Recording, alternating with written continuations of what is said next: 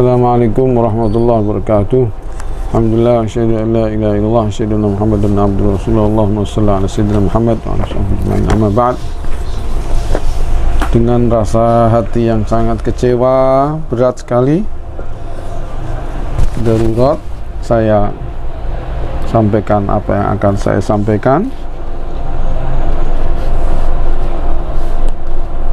Semoga ada manfaat dan perubahan yang besar, yang baik kepada umat Islam,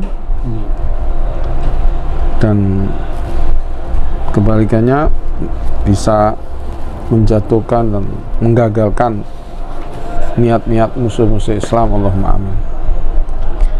Indonesia darurat komunis. Saat ini berbagai peristiwa menjadi perbincangan di kalangan publik, mulai dari perbincangan pengadilan politik, bukan hukum, terhadap Habib Muhammad Rizik Syihab,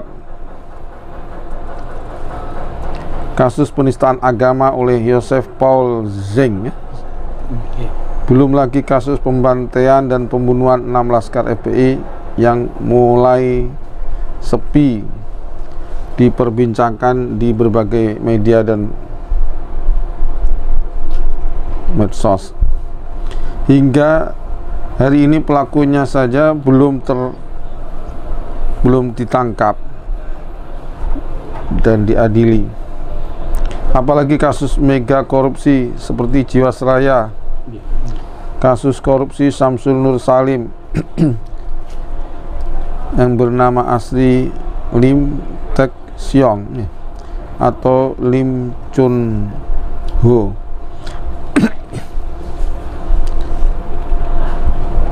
bakal menguap dan divonis sebagai hukuman yang sangat ringan. Na'udzubillah.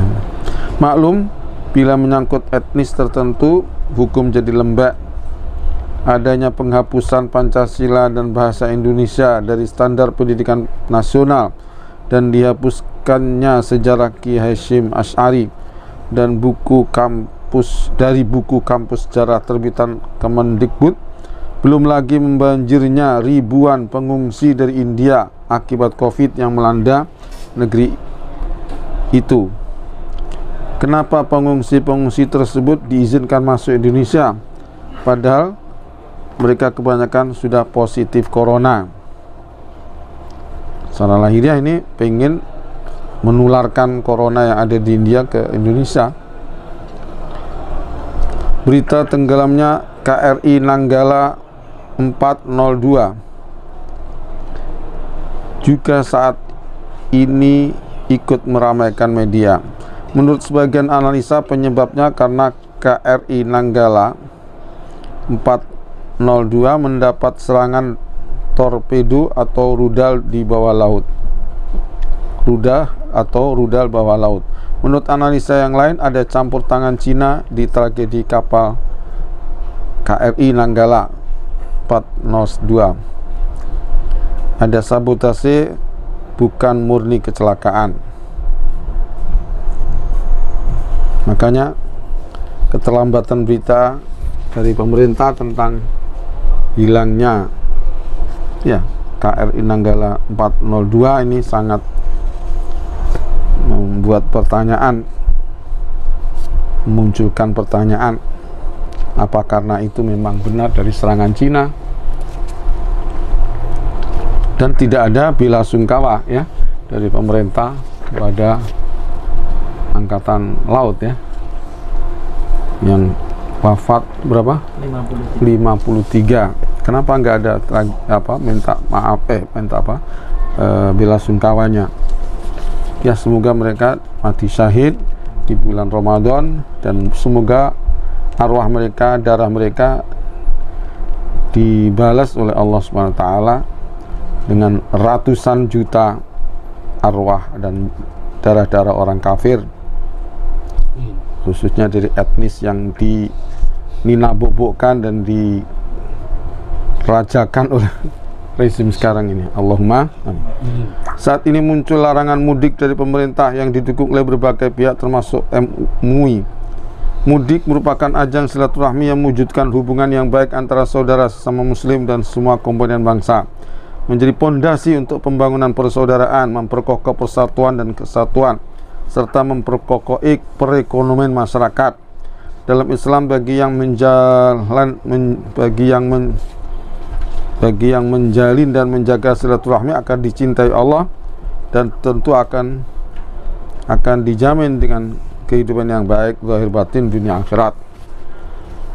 Hadisnya, man ahabba an yunsa'alahu fi atharihi wa yubsatalahu fi rizqihi falyasil rahimah. Siapa yang ingin panjang umurnya, jembar rizkinya, maka silaturahimlah. Ini dengan larangan mudik ini berarti katanya memangkas mata rantai COVID, tapi ini sebetulnya memangkas silaturahim, memangkas persatuan dan kebangsaan Indonesia. Sudah hilang ciri khas Indonesia, ya. Na'udzubillah min dzalik. Dengan ini kami menolak larangan mudik dari pemerintah serta mendesak kepada pemerintah untuk mencabut larangan tersebut. Menurut kami, larangan tersebut bertolak belakang dengan kebijakan pemerintah yang mengizinkan salat tarawih dan salat Idul Fitri dilaksanakan di masjid. Di masjid-masjid kemarin itu diizinkan, ya, tapi sekarang tidak diizinkan. Pemerintah melekoto MUI. Sayangnya MUI mau aja. Ada teman-teman kita, silakan itu yang sholat Id di rumah itu MUI saja. Ada yang bilang gitu, itu MUI aja, kita masyarakat tidak pengen gitu. Dan di samping itu juga larangan mudik tidak sesuai dengan kebijakan Menteri Pariwisata dan Ekonomi Kreatif yang telah membuka kembali tempat-tempat wisata pada bulan April tahun 2021. Di samping itu, larangan tersebut akan berpengaruh rapuhnya rasa persaudaraan dan kebersamaan antara saudara dan masyarakat yang akan berdampak pada lemahnya persatuan dan kesatuan serta merosotnya perekonomian rakyat.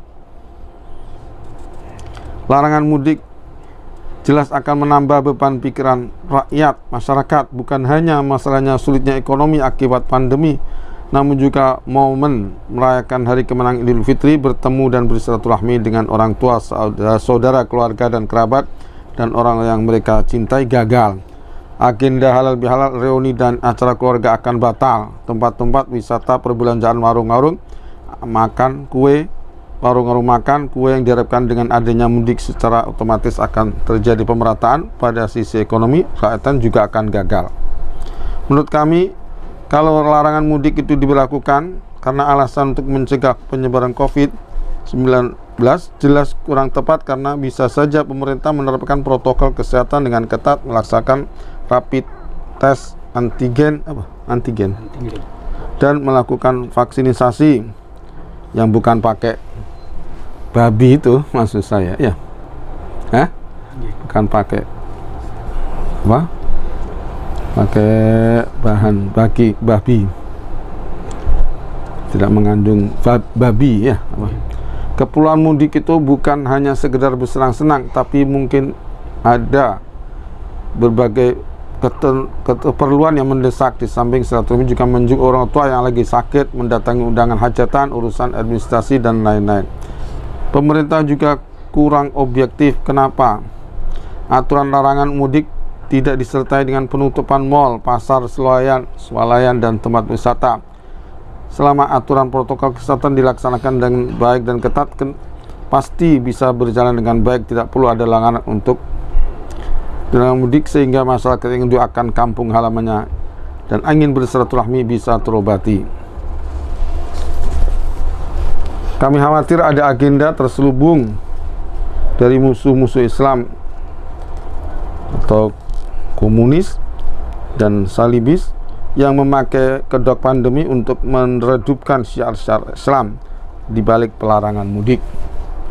Dan sekarang bukan hanya mudik yang dilarang, bahkan Idul Fitri di masjid-masjid, ya, dilarang oleh MUI. Ya, tekanan pemerintah sudah jelas. Ini mungkin tekanan pemerintah ini baru tadi pagi, baru hari ini mungkin setelah ada tenggelamnya kapal Nanggala. Jadi mungkin tenggelamnya atau hilangnya kapal Nanggala ini memang untuk menteror umat Islam. Jadi jahatnya komunis, jahatnya musuh-musuh Islam kepada Islam kurang ajar. Jadi karena itu mereka terus menteror supaya nggak ada ini, nggak ada ini, nggak ada ini. Ya semoga para penteror Islam, umat Islam ini semoga dihancurkan oleh Allah SWT. Semoga ada keajaiban Allah membalas 50 berapa? 3 tentara ya. Angkatan laut. Semoga yang semuanya insya Allah muslim. Semoga itu dibalas oleh Allah Ta'ala. Hilangnya dan hancurnya ratusan ribu bahkan jutaan dari non-Islam, khususnya yang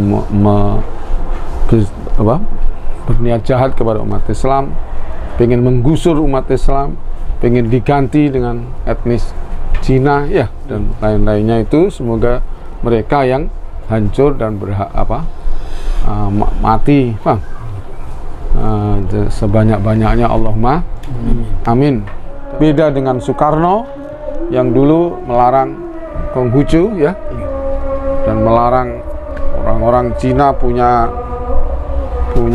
tanah ya, milik. Ini sangat berbeda. Ini pemerintah rezim ini katanya ikut Soekarno tapi sangat berbeda. Dan bahkan Soekarno pernah menghilangkan Rotary Club, Lion Club,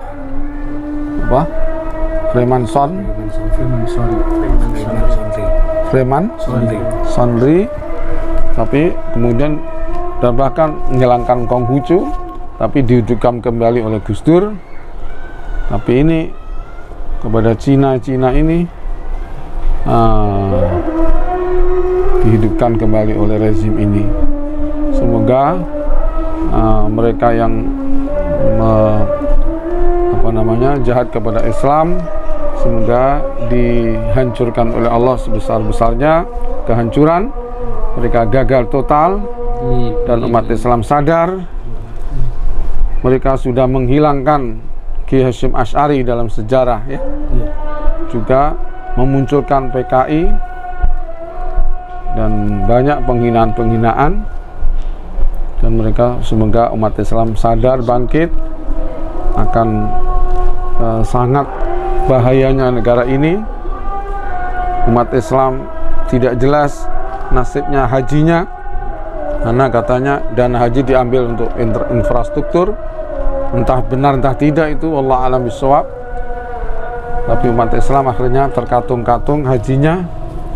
Ini sangat zalim sekali. Dan Arab Saudi melarang Indonesia haji itu, mamanya itu maklum karena belum membayar ya dananya. Ini adalah kejahatan umat Islam, kejahatan non-Islam, lebih-lebih dari Taipan atau apa itu, orang-orang Taipan. Ada meme pilkada boleh, piknik boleh, kondangan boleh, terus kenapa mudik nggak boleh? Situ ada masalah apa sama orang tua saya? Artinya benar-benar ini dari PKI ini, PKI gaya baru ya. Ini pengen dendam dengan umat Islam, dendam kepada yang tua, juga dendam kepada yang muda, kepada anak. Sampai umat Islam sekarang nggak bisa sekolah tatap muka ya. Ini adalah satu kejahatan yang besar, pembodohan kepada umat Islam. Semoga kita umat Islam sadar dan akhirnya banyak tadarruk kepada Allah, banyak doa kepada Allah, khususnya pada bulan Ramadan ini. Semoga kita diselamatkan oleh Allah Subhanahu wa taala, dan semoga kejahatan-kejahatan yang ditimpakan kepada anak bangsa kita, khususnya umat Islam, akan diberi pembalasan oleh Allah. Bukan hanya di akhirat, kita yakin kalau akhirat, tapi kita di dunia juga. Semoga yang menjahati itu akan dihancurkan berkeping-keping sehancur-hancurnya oleh Allah SWT. Ada video Denny Siregar, orang liberal, yang mengatakan bahwa di India asalnya ada banyak yang kena COVID setiap hari 11.000 ya, tahbiro. Sebelumnya lagi ada yang berat, kemudian mereka merasa aman, itu akhirnya mereka ke Sungai Gangga semua, akhirnya kena COVID ratusan ribu. Nah ini disebarluaskan omongan ini oleh Denny Siregar kepada umat Islam, khususnya yang ada di NU, supaya hari raya di rumah saja dan seterusnya. Dia mengatakan, ayo coba itu orang India ke Sungai Gangga semua akhirnya kena. Itu kan satu tempat, kalau hari raya kan tempatnya lain-lain, nggak bisa disamakan. Mari umat Islam jangan dibodohi sama Denny Siregar. Dan adapun tahun kemarin banyak yang kena mungkin rekayasa dari Taipan, dari orang Cina, supaya tahun ini sepi. Jadi kemarin saya sudah ngomong bahwa memang komunis ketoknya gak ono, partai komunis gak ono, tapi jiwa komunis masih besar ini. Pengen bunuh umat Islam, 700 KPPS dulu ya, 700 KPPS mati, nggak ada nggak ada penyelidikan, nggak ada otopsi dan kemudian Habib Rizik pengikutnya ada 6, nggak ada ngadil, nggak dan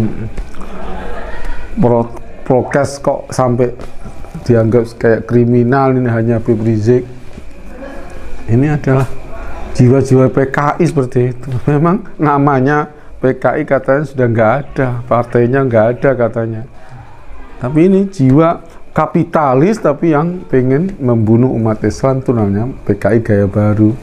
Ini jelas nyata PKI itu ada melarang orang untuk, kami sudah dari dulu ada corona ini ada supaya tujuannya melarang orang Jumatan, melarang orang rapat dalam soft dan seterusnya. Sekarang mau melarang Idul Fitri, Idul Adha. Inilah namanya jiwa PKI sudah merasuk dalam lini balung sumsumnya negara kita sekarang ini, bahkan di Kemenak, di MUI dan seterusnya. Innalillahi wa inna ilaihi raji'un. Nah, semoga ayo bangkitlah umat Islam. Saya bukan mengajak masalah perang, tapi yang jelas ayo waspada. Jangan dituruti perintahnya pemerintah yang menyalahi syariat, yang pro komunis, gak usah dituruti. Tapi kita bukan berarti akan menyerang atau perang, bukan. Tapi adalah ini perintah agama. Mengamalkan agama dilindungi oleh Undang-Undang 45 ya. Dan yang mengerikan itu yaitu pendidikan agama dihancurkan, nggak ada pendidikan agama, rasa agama dihilangkan, bahkan perjuangan Islam dihilangkan. Yang ada dimunculkan adalah orang-orang komunis. Innalillahi wa inna ilaihi raji'un. Jadi PKI sudah ada. Jadi kita ini sudah ngeri negara kita ini. Tinggal kita banyaklah tadarruk kepada Allah, balahnya tawakal kepada Allah, berdoalah semoga orang-orang yang seperti itu cepat dihancurkan oleh Allah SWT. Assalamualaikum warahmatullahi wabarakatuh.